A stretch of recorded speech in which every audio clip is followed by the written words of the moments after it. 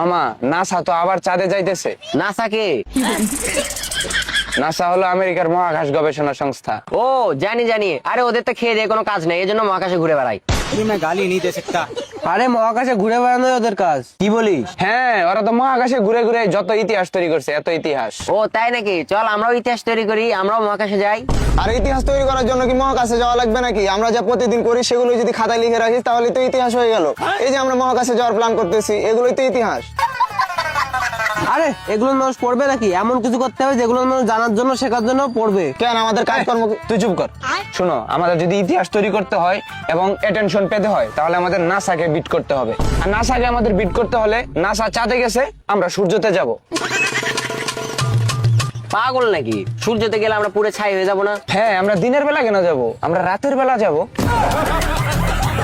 আরে বলো, সূর্যের দিন রাত বলে কিছু হয় না, সব সময় দিন। তাহলে আমরা বর্ষাকালে যাব যখন বৃষ্টি হয়। সাব্বাস। সূর্য